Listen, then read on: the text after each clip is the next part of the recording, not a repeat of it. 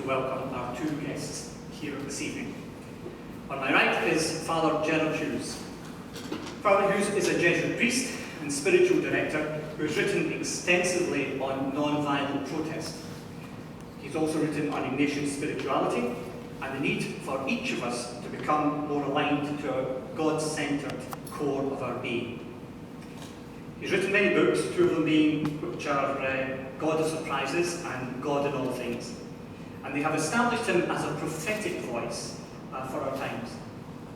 He has been chaplain to the University of Glasgow, he has walked to Jerusalem, and he continues to teach, to guide, and to inspire, as you will hear.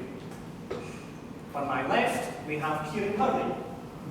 Kieran is a writer. He's a performer, and he's director for theatre based in Glasgow.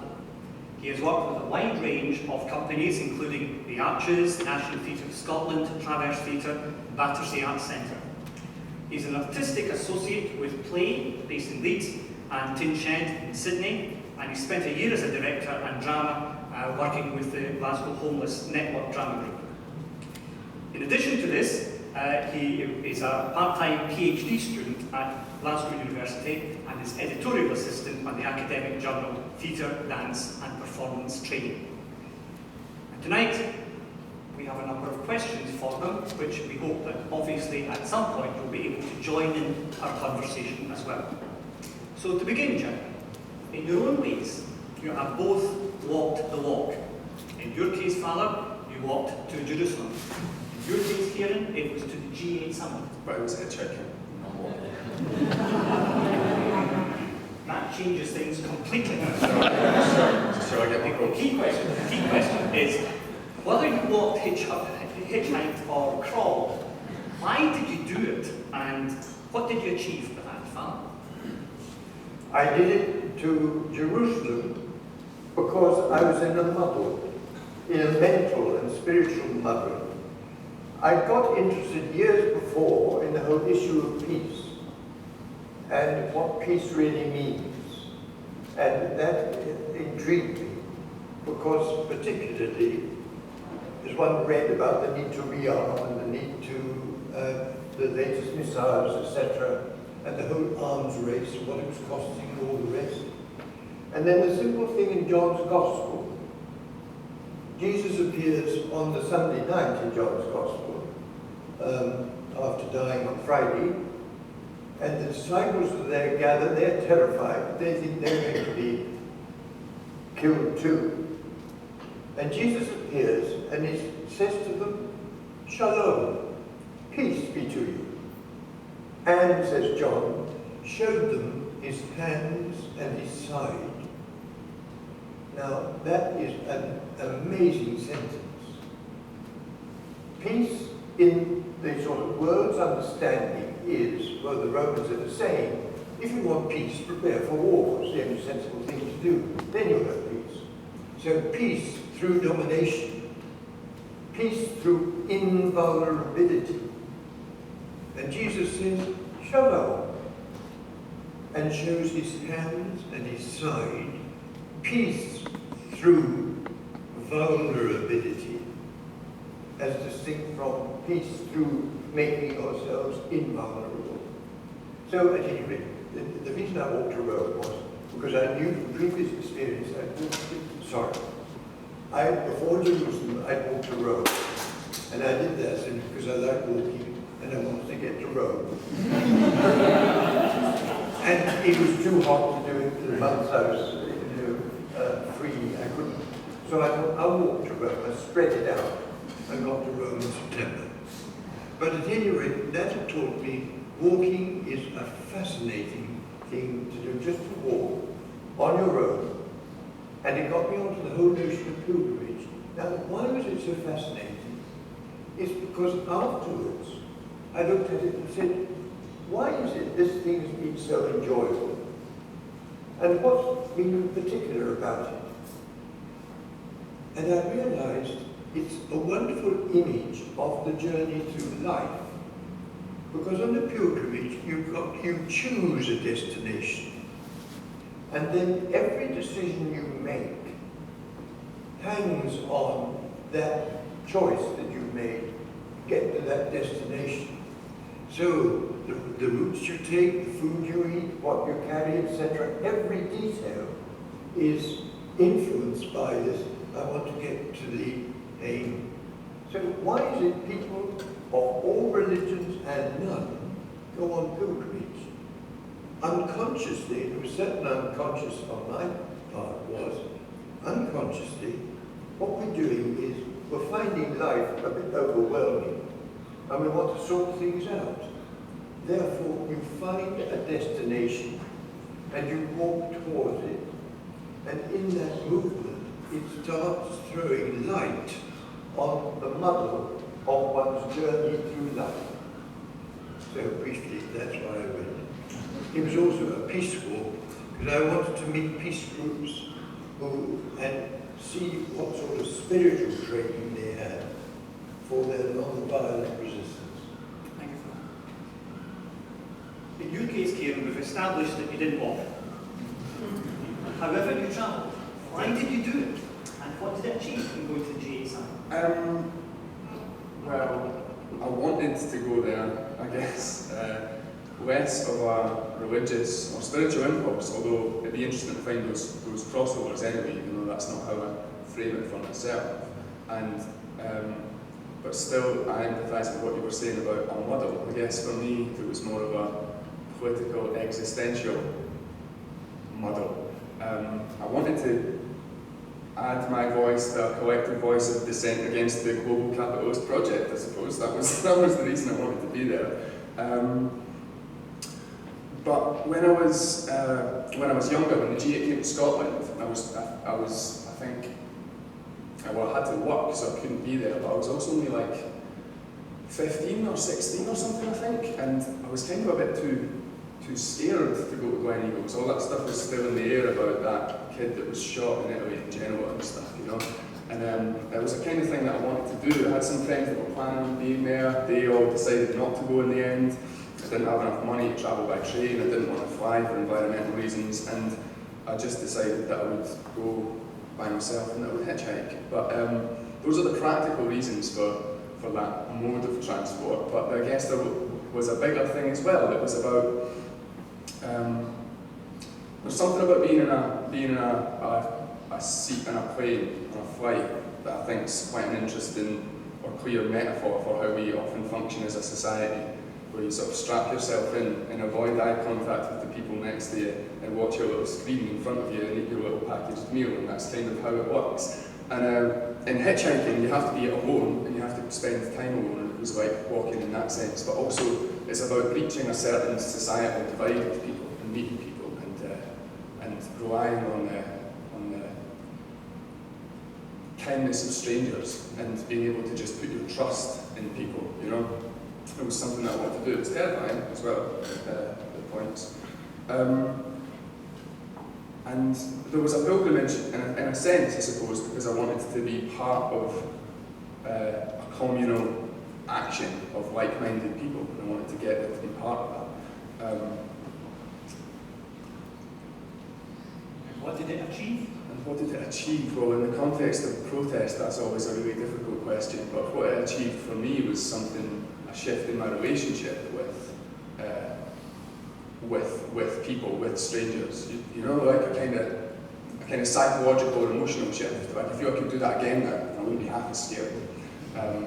So that's been an important personal journey. So there's like an inner journey there as well as the physical, geographical journey. But in terms of what it achieved maybe it's just as hard to say, if you're talking in spiritual, religious terms, it's maybe just as hard to say clearly what something achieves, but in political terms, it's certainly a difficult question to answer, potentially nothing. I think you've answered that very well indeed. You have achieved a lot. Cheers. And then of course, just to add on, the whole stuff about me being a theatre maker seems quite random in this context, but when I decided to make that journey, me doing what I do, obviously, I then decided to write about it and make a theatre show about it, so that's how Mike knows about the journey, because he saw that theatre show and invited me here. Let's walk a bit further back. Let's go back to your childhood. In your case, Father, what kind of childhood did you have, and when and why did you decide to become not just a priest, but a Jesuit priest. It's a long time ago, childhood. And memory is very curious. Memory fascinates me. Memory is so important. It's not just a record of the past. Memory is like having energy charges inside us. And some particular memories constantly can recharge us, give us new energy, give us hope, etc. And for some reason, my childhood memories are very vivid. Whether they actually happened that way or not, or whether over time this is the way I made them, I don't know. But I find it very interesting are the images which linger from childhood. And one is, I must have been about 3 at the time, and I'd been put to bed by an older sister. And I think she said night prayers with me. At any rate, she went out, and I sat on the edge of the bed, and I can still remember this. I sat on the edge of the bed, and I said, God. And the reason I said it was, I wanted to see what would happen. And nothing happened. But I find it very interesting because I look back after 87 years, etc. And God has fascinated me. That, who is this God? What is this God? What is it about this century? So that's one memory of childhood. The other one was, I once informed my father that there was a new baby had appeared in the bed with Mama. Did he know?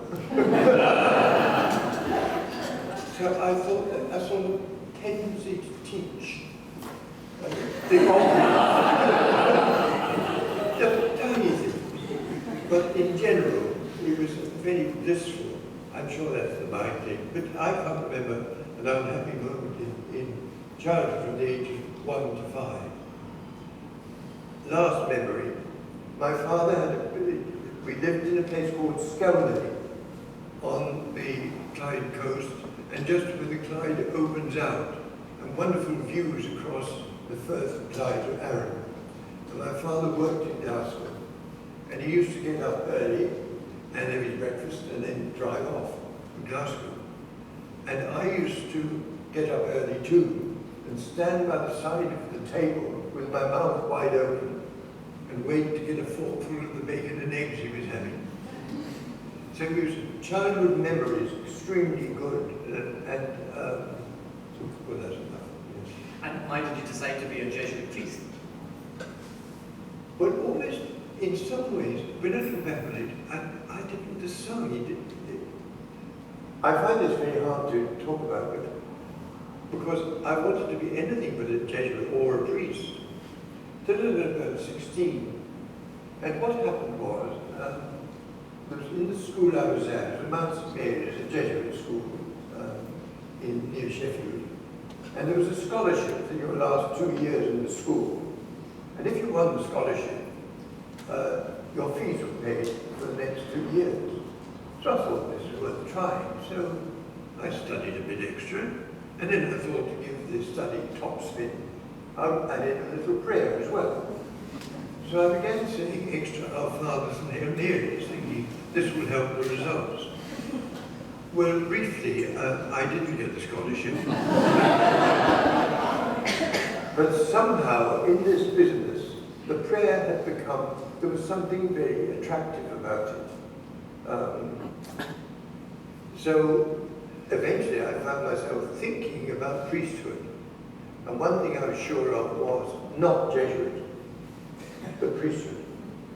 And then about a year later, I was havering because it was wartime. Air Force on the one hand, Jesuit novitiate on the other. Air Force was far, far more exciting, etc., than Jesuit novitiate. But for some reason, it sort of took hold of me. And eventually, I just knew that's what I have to do. And it wasn't, as I was aware of no compulsion from outside. I remember my mother, when eventually I told her, and eventually was leaving for the Jesuit novitiate, she said, well, do remember, there's always a place for you here. But somehow it just came, and it was right, I look back, it was vague, and I wondered, was I brainwashed into it, etc.? But the point is, looking back, I'm glad I made that decision, or the decision, as it were, was made in me. So it came from within. That's interesting. In your case, Kieran, nature or nurture, what made you decide to go into the arts? Was it something that was encouraged from home, or was it something like in Father Jerry's case, that came from within, or driven from within? I don't really recognise any sense of like calling necessarily. It's like more a series of events. And I guess the fact that my parents were willing enough to not have me go and do a law degree or something obviously helps. But I wouldn't say that I have some kind of like artistic calling to go and do what I do. It's just you end up make a series of choices and you end up realising that maybe you might be, oh, maybe I'm okay at this. Maybe I could do this. Could I do this? Okay, I'll try doing this. And that's kind of it really. I'm afraid I don't have any scriptural anecdotes around this kind of If you did, you would make a fortune in there to write about it. It explains so much in all of this. So, is there a force within us that propels us forward? And if so, what is that force? What would you say? I think that everyone has a creative force, but I don't know. Maybe Father. Maybe there's something that you might call God. I'm not sure if I would use the same terminology to describe it. I wouldn't use the word force. From the experience I've had, I would say there's suddenly discover something is attracting you. And you don't create the attraction, you find it attracts you. And to cut the long thing short, in all of us, every single human being, there is desire. It's one thing we've got in common. What we desire is different from each person. For every individual, there are thousands of things you desire. But it is desire which is the force that comes from within and not from without. Desires can be forced on us, but if they're forced on us, they won't be fruitful. But if desires come from within, and that can take the form of restlessness, fed-upness, emptiness, what the hell's the point of it all, etc., is because inside there's something we're longing for. There's a longing in every single one of us. And I found that, that question is a very interesting question, because it does get to, with every human being, there is this sense, if we give ourselves time, to look at this longing, which will express itself in different ways in different people. It's not, oh, how absolutely wonderful.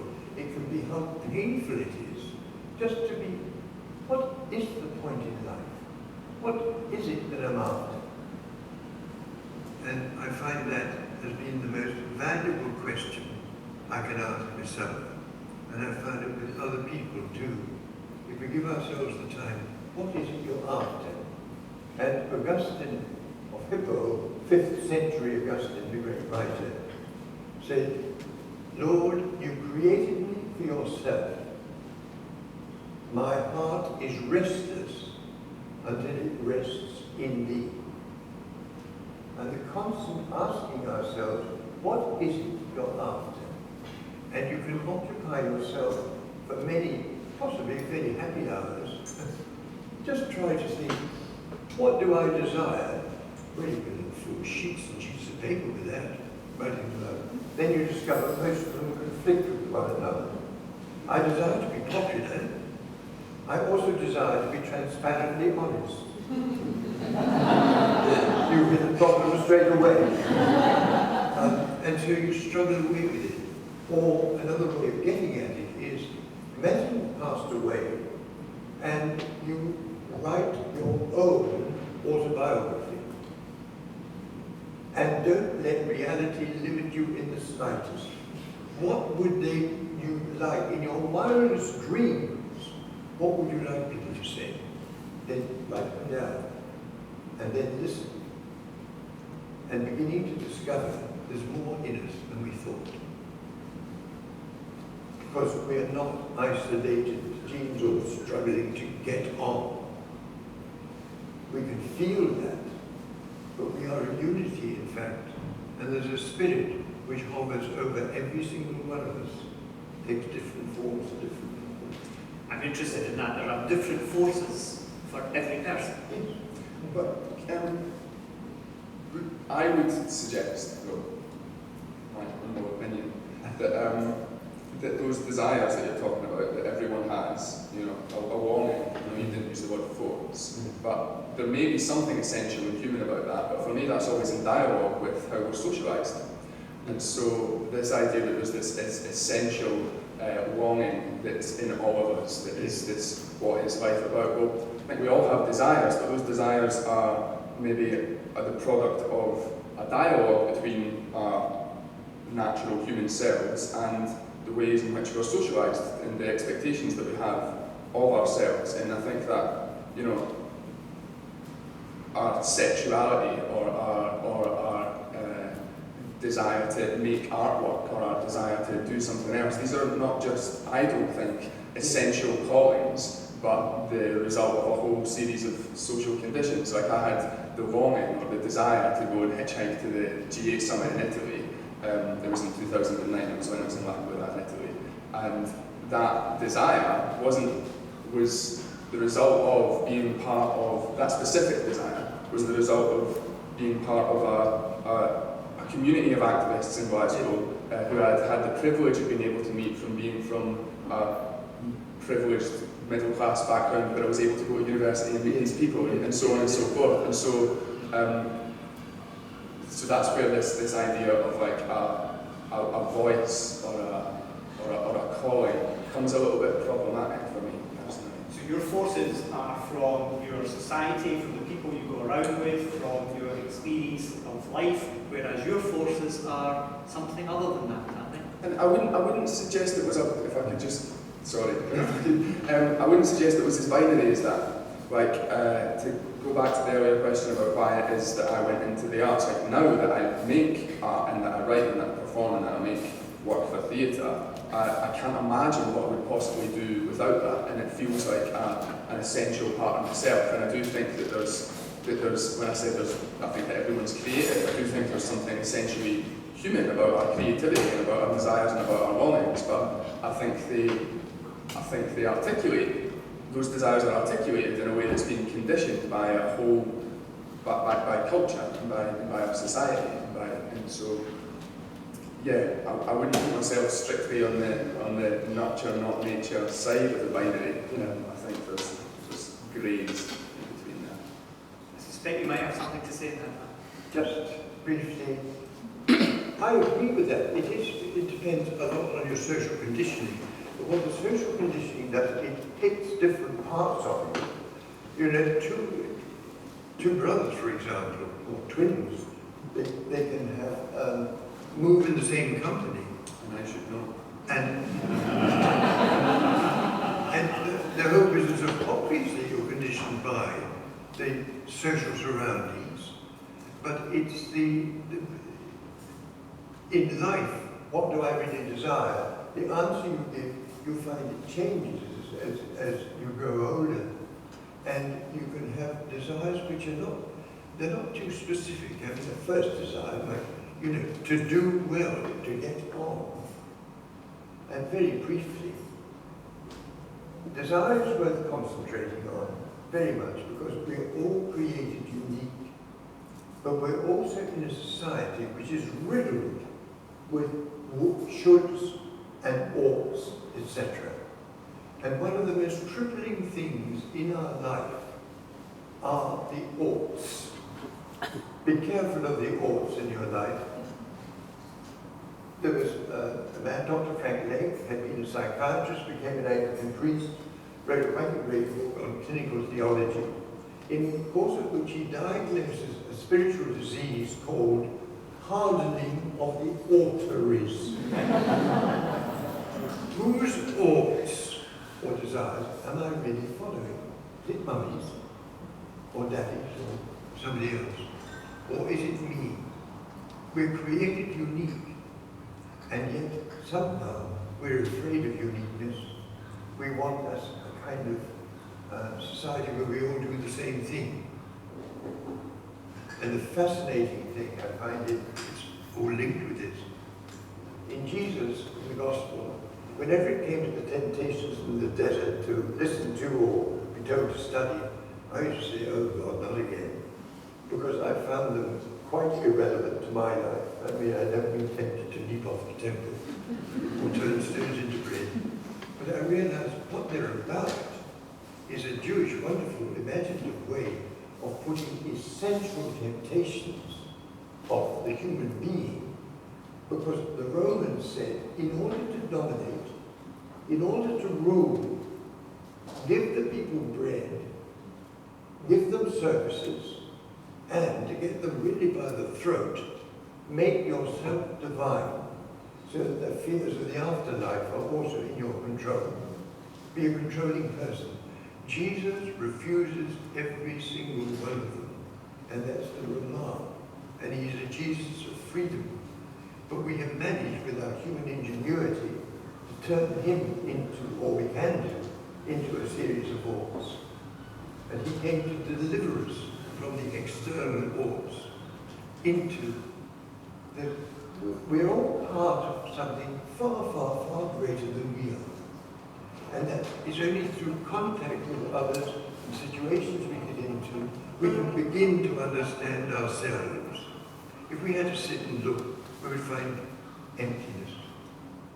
But when we look around, we begin to realize our essential being is linked. And that's why things like unity are so important, where at whatever level you're working with it, because we're called as a humankind to do things. And the God's call in the prophets is never to an individual, except if that individual is being chosen on behalf of the people. You're causing me tremendous problems, Father, because most of my adult life, any desires I had, according to the Catholic Church, were going to lead me to mortal sin. And now it seems everything is all right, you know? And I'm past my salad days. Tell me, you've lived through many years, Father, and you have come from a different society, obviously being born into a more recent society. And yet, if you look back over the years, society has obviously changed.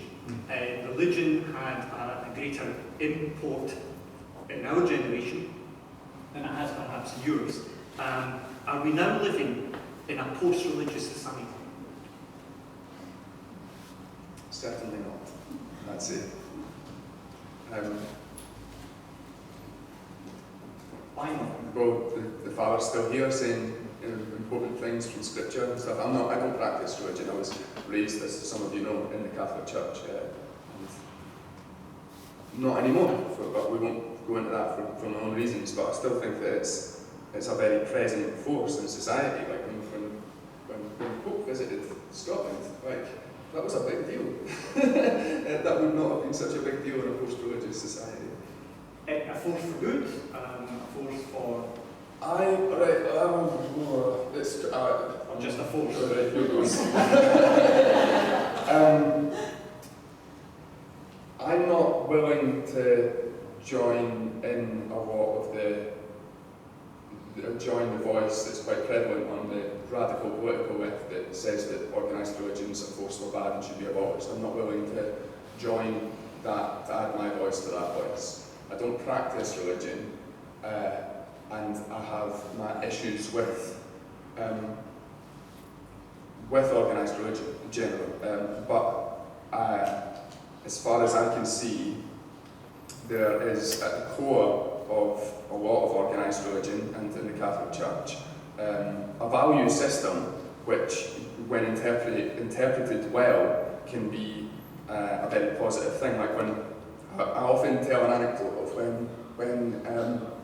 when I was born, and there was me and Owen, who's over there, and Mikey. We were triplets, right? And we were born, my dad's from Ireland, and we just moved to a different, my family just moved to a different part of Edinburgh and didn't really know anyone. And when we were born, it was a big deal. You know, it was a big deal in the parish, but they were new to the parish.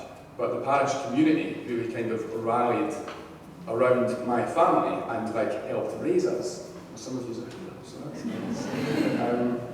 And that for me is quite a clear token of how organised religion can provide a framework for community in a society that doesn't ordinarily provide that framework for community. So, Jimmy Reid, who you'll know from your time as chaplain at Glasgow University, I think, when he became rector at Glasgow University, he gave an amazing rectoral address, which is more relevant today than it ever was then, the theme of which was isolation, the isolation of our society. And I still think that's very prevalent now. And I'm not just softening the edges because of the semi-religious framework of this context of this discussion. I do have major issues with organised religion, and that includes the Catholic Church, but I'm not willing to add my voice to the voice that says all organised religion must be abolished and then everything will just be better, because my question is, well, what else? So the job of work for me is, as I see it, our job of work is to sort out the core values and structures of our society in general, and then we might see whether or not religion still has a place. But in my experience of it through my life, it's been, in my early life, an important source of community that I really value. I think community is a really radical, important thing to be working towards in this highly individualistic society. So is it, given your experience and your background and family, and you seeming absorbed in a sense into the parish community, is there a difference between the religious community and the idea of community in itself? Yes, because there's a dogma attached, or an ideology at least attached, but also another important difference would be that often these communities in your own life you have to build for yourself. I think the important part of my previous story that I kind of missed is that the people who helped out when we were born weren't necessarily people who even really knew my parents or my family that well. That's the difference, I think. There was an implicit understanding that these children were the responsibility of everyone. And you don't really get that outside of those contexts necessarily, unless you've done a really good job of building that community of very close friends yourself. And then in that context, those people already know you, already have a commitment to you. This was a commitment to people that was born out of not necessarily already having a family or friendship-based connection with them, but just cause. Would you like to pick up any elements of that? I think there is a measure of agreement, a measure of agreement between the two of us, because I also have problems about religion. I have problems about the Catholic Church. Martin Buber, the great Jewish writer, wrote on mysticism. He once, in his famous book, I and Thou, he comes out with a statement which, when I first read it, I thought, this is over the top. He said, nothing so masks the face of God as, and you expect him to say sin or something like that. His finished sentence is, nothing so masks the face of God as religion. And I thought that was outrageous. And then when I thought more about it, I thought, I think he's got a point there. And see, more and more, if you take religion as trying to sort of organize God and organize a structure in which we can all live and find God, then that is a destructive thing. But it's this notion of a God. God is mystery, and this lies at the heart of all major world religions. You cannot define God. And if ever you meet anyone who has God tied up, you may let one thing be certain, and there are few certainties in this life, that person is profoundly wrong. God is always greater. God is always to be searched for and things open out through that search. And God, in John's, the evangelist's words, God is love. God is compassion. This is where in life, in human life, the things that mean most to us, to all of us, are things which are invisible, intangible, not measurable, and you can't put in a box. Love, compassion, consideration, being remembered by others, creating unity, all those things, they're sort of vague. And it's that restless search in the human heart to listen to it. And to finish off, it just happened to be today's gospel reading for the Mass. The scribe asked Jesus, what is the most important of the commandments? Good question, because the Jews had 631, I think, commandments. I think it was 631. So, which is the most important? And Jesus said very simply, thou shalt love the Lord thy God with all thy heart and soul and mind and strength, and thy neighbour as thyself. Now, you talk about all things going lax and you can do anything nowadays. If any of us try to live that out, day by day, to love my neighbour as myself, you come up against a few realities you didn't realize before, particularly self-knowledge. Because people never come up to expectations, and they never have the right views. They have wrong views. I'm in no time, I write into my little box with which I struggle with others.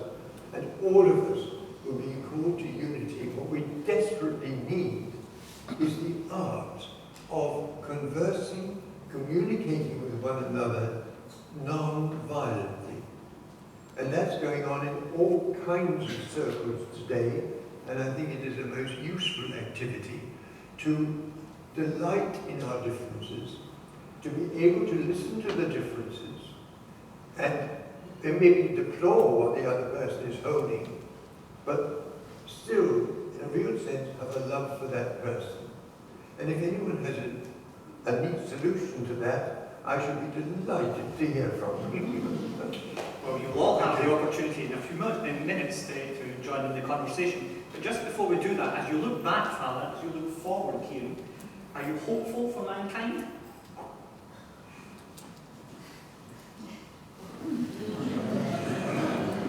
I say yes, unqualified yes, for humankind. Hopeful, yes. What evidence?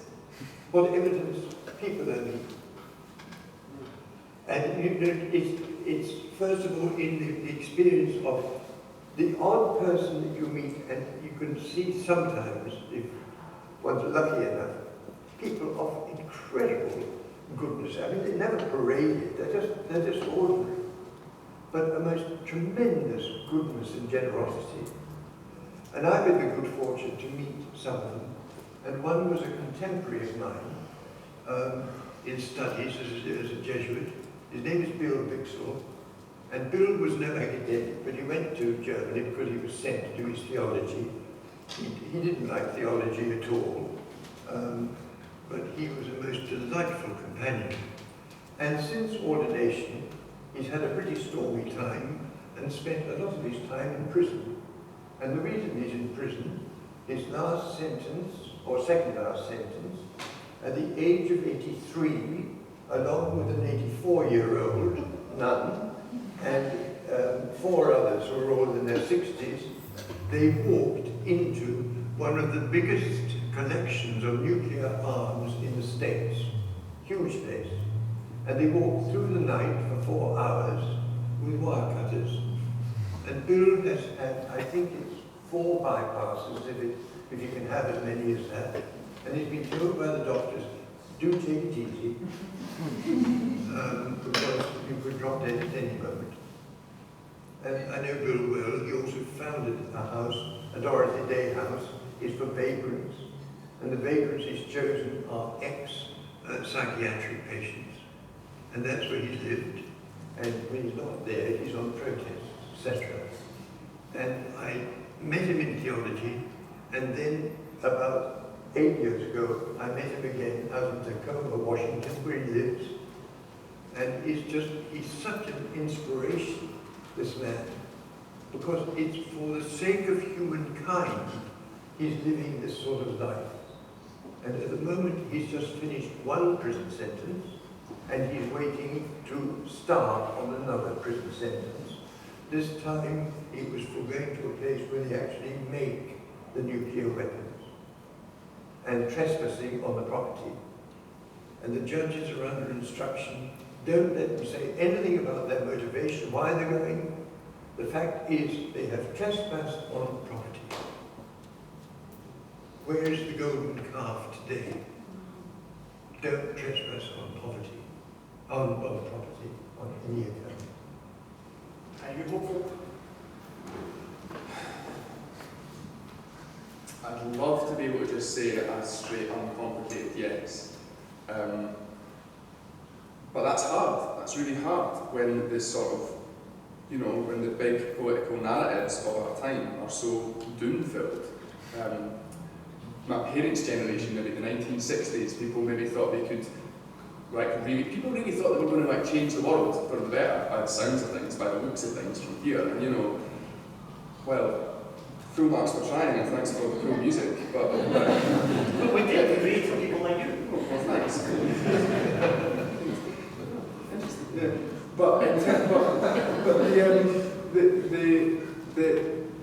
the defining sort of political narrative of my generation is climate change, and now collapse and growing distrust in the financial system. And really, the defining political narrative isn't one of young people changing things for themselves. It's one of how long do we have to sort this mess out before it's too late. And that's the context. And so the context is totally different. It's not one of this bright new future. It's one of this like ticking time bomb. and that changes your relationship with the future and with your thoughts about the future and hope for the future.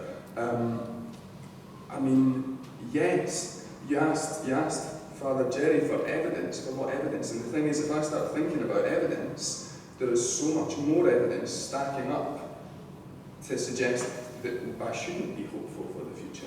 On the level of evidence, on the level of material evidence, it's really, really hard. But yet I still kind of am, because you sort of have to be. There's no other real choice. Sometimes things that I do are motivated less by hope and more by anger, but nevertheless, you have to just have hope in people. Otherwise it gets a bit boring. Is that question, what can we change? Now, I don't want to leave you in deep depression at the end of this, but when you start looking, what in fact can I change? I find the answer is, there is precious little I can change. I can't change myself, I can't change my background, I can't change my DNA, I'm stuck there. And also quite helpless, in the face of all this. Certainly I can't change other people, experience has taught me that. You can make life difficult for other people, you can make their circumstances difficult, you can give them a hell of a time, but you can't essentially change them. The only person we can change, any of us, is ourselves. And the only thing we can change in ourselves is the way in which we see things. And that makes all the difference. And if I see that the whole world is out to get me, then I'm being perfectly rational in walking around this room with my hands against the wall, just looking out for enemies. I'm being perfectly rational. But where did I get this idea? Where does this idea come from? And the business of seeing, I think the whole faith and religious faith is about ways of seeing things. Do we see other human beings as,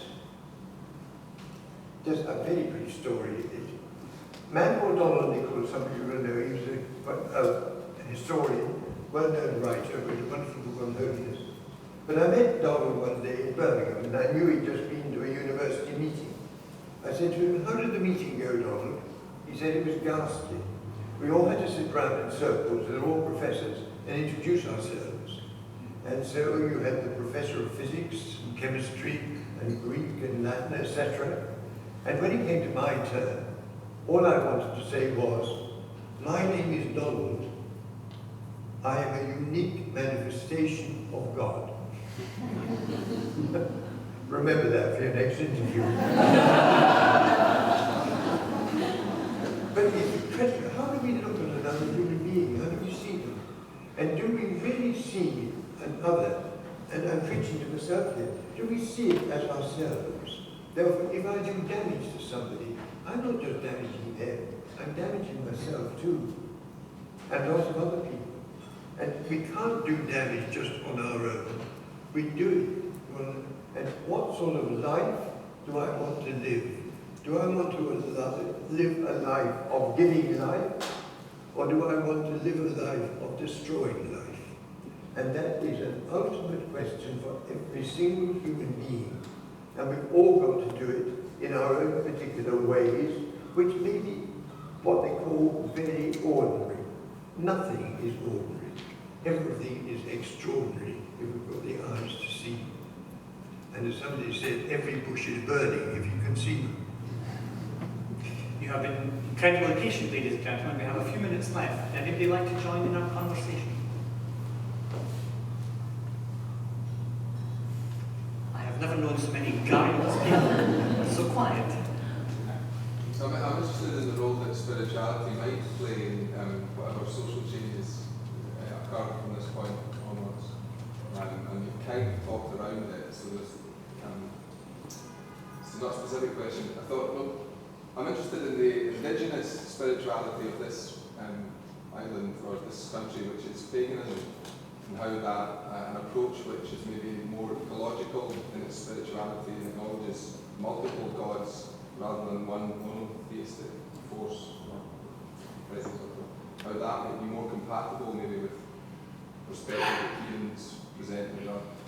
I suppose I'm wondering how if the Catholic tradition is going to offer anything to all social upheavals which are clearly about to keep happening, how many barriers have to break down, and how much does it have to transform itself and open itself to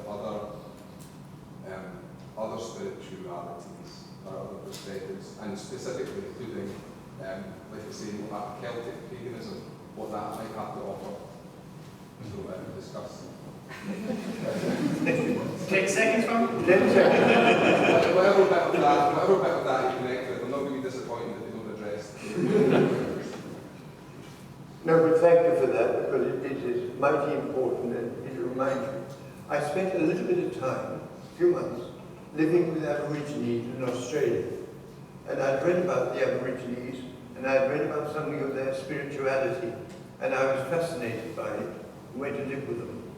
And one day, this was way up in the northwest, I went wandering on my own, and I came across a place, and suddenly in the midst of this wilderness, few trees and sand, etc., there was an iron fence, and a notice on it saying, "Mistake Creek."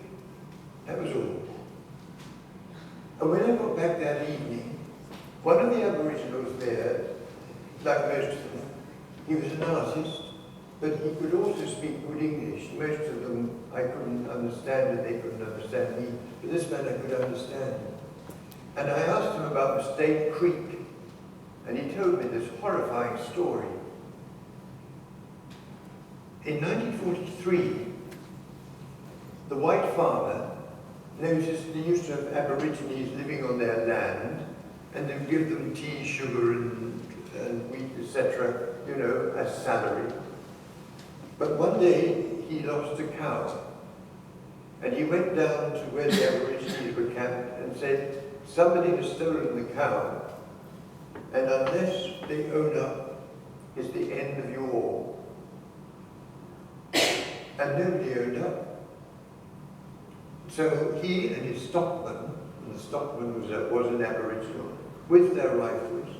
They came and they shot the lot of them. I think the number was about 40, and then they burned their bodies. And the next morning, the cow appeared. And that's why it was called Mistake Creek. Now, this man who was talking to me had belonged to that group, but he happened to be away when this massacre took place. And I said to him, how do you cope with that inside you? The bitterness that awful, being killed and burnt, your closest people.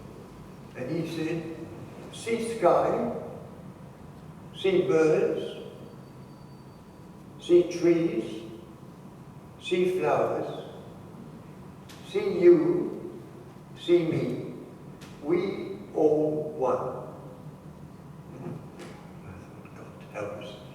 I wish I had a religion, a faith like that. It's so sensitive to the reality. We are in fact one. Here is this man whose thought is just ignorant, etc.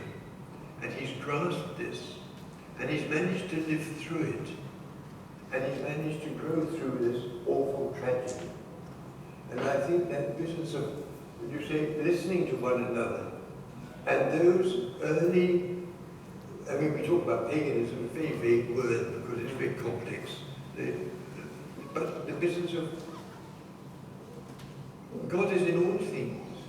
The world is alive with got the eyes to see. World, strand, sway of the sea, Lord of the living and dead, as the poet Mandy Hopkins put it. So, that's enough. Polytheism, monotheism? No, I don't know if I can answer on polytheism and monotheism, but I just have one thought that is maybe more of a question that I have about some of the life politics or spirituality politics, is how I'm interpreting it that you're talking about, Father, about how we recognise that we're all one, and how we hear each other and everything. And just for me, my question is about how much that kind of journey, personal journey, needs to be taking place in interaction with and tied to a bigger, more explicitly social project, because for my generation, if I can speak for my generation for a moment, like I was saying earlier, the feeling of for some people, if you subscribe to the view that climate change is real, is that we have to make big structural changes to how we live, how we organise the way that we relate to each other and to the planet, economically and politically and everything, that those have to happen, or we actually won't have a space left to notice how we're all one. So it's like there's the urgency of that political narrative sometimes makes the sort of personal spiritual journey of how we all recognise our oneness together sometimes feel a little bit leisurely, actually, and like how can we explicitly tie that to real work for systemic social change, which is urgent and necessary. That is for me the big question. And sorry, hand in air. A wee answer to that, which is that the Bolivian government has introduced a bill enshrining the rights of the environment on the political level, but it acknowledges the spiritual reality of the rights. So I think there are examples out there, and just one place is the Bolivian government is bringing those two things together at the moment. So actually, sorry to interrupt. No, I was wrapping up. It must be amazing to sit around a happy household. You should see it at Christmas. Unfortunately, ladies and gentlemen, we've come to the end of our time. And just before we move on, we'd like both Father and Kieran to think about this last question. Father, if you had to give one word of advice to Kieran, what would it be? Can you think about that for a moment? Kieran, if you have learned one thing from Father, what would that be? One word. Okay? And while you're both thinking about that, can I let you know, ladies and gentlemen, this is not the end of the evening. At 7:30 tonight, we have a second section of our evening, which is the common ground. And we have youngsters telling you about their experiences and what they have learned from being out in Kilimanjaro. There are poetry readings, there is dancing, there is music. It is a superb evening. So if you can join us for that at 7:30, you're most welcome. At 9 o'clock, we have the third part of the evening, which is the cabaret, which is shaken tomorrow night, stirred. Shaken up. Right, and it's different aspects again of what the cabarets have been during the course of this week. We have music, we have singing, and we have an excellent evening in store. So if you're not doing anything any other time for the rest of the evening, just stay here, and I'm sure you'll have an excellent time. Can I come back to our two guests? One word. One word. What would you say you have learned from Father Hughes tonight? Openness. Openness. Father? One word of advice. Heart. Instead of word. Heart. And where your heart is, let your brain be also. I said earlier on this evening that it would be an evening that I hope would engage and enthrall.